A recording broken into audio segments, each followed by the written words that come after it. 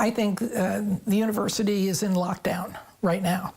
University of Houston senior leadership continuing to avoid an interview with Channel 2 Investigates pertaining to a punishment workout that sent one player to the hospital for nearly 5 days with a potentially deadly medical condition. Multiple people associated with the women's soccer program confirming to Channel 2 Investigates, U of H's athletic director and university president not willing to go on camera with investigator Mario Diaz. However, others are, including a former athletic director who happens to be one of the most foremost experts on Title IX.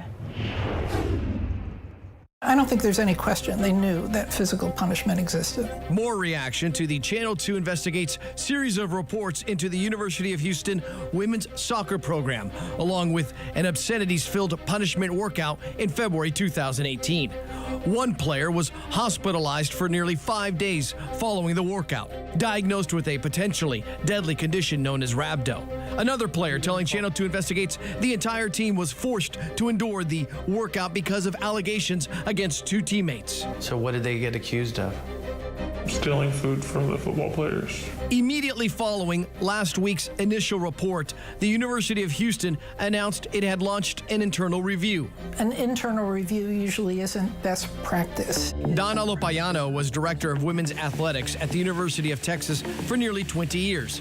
She also served as CEO of the Women's Sports Foundation for 15 years.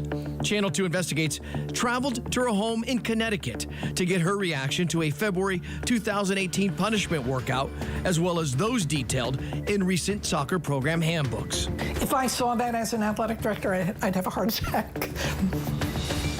Then how is it inside the handbook at the University of Houston for women's soccer players? I can only deduce that nobody's looking. There's no oversight. Lopayano and others we have spoken with throughout our investigation raise another concern. If you have rules for the football team that treat male football players differently than players on the women's soccer team, then that's a red flag in terms of Title IX. Title IX is a federal law that states no person in the United States shall, on the basis of sex, be excluded from participation in, be denied the benefits of, or be subjected to discrimination under any education program or activity receiving federal financial assistance. I believe there is a serious Title IX case. Ramogi Huma is the executive director of the National College Players Association, a nonprofit based in Southern California, focused on protecting collegiate athletes. The female athletes deserve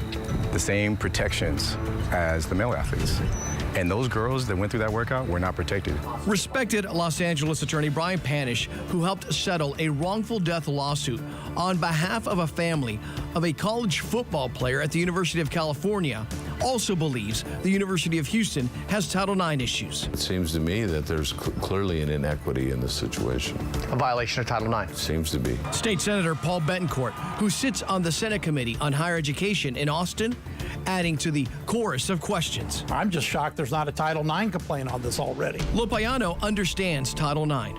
Do you want me to check their complaints? Not only because of her vast experience from past leadership roles, but also because she has gone before the United States Congress more than once to testify on the issue. How many other female athletes are subjected to physical punishment? How many male athletes are subjected to physical punishment? It would become a Title IX violation if there was a discrepancy there. But remember what sparked the punishment for the entire women's soccer team in the first place, according to this player. Stealing food from the football players. Lopayano says this shines a spotlight on another key issue within collegiate sports: preferential treatment. Those two players stealing football food. Accused of. Unrelated to punishment, unrelated to team rules, brought to the forefront a Title IX issue, that somehow football players are getting something that women's soccer players were not. Once again, the leadership at the University of Houston is not talking, refusing to not only sit down with Channel 2 Investigates or even answer questions via email. The university claimed last week specific details of the punishment workout we reported on were previously unknown. Since last Friday, we have asked twice to U of H for a response to various questions, including What specifically did UH learn that the university was unaware of in the past? From records we have obtained, we cannot identify any type of investigation that was done following the immediate aftermath of the February 2018 case. Was there one? If so, what did it show? The university has very clear guidelines regarding hazing. If there was a punishment and a player ended up in the hospital, was law enforcement ever brought in to investigate?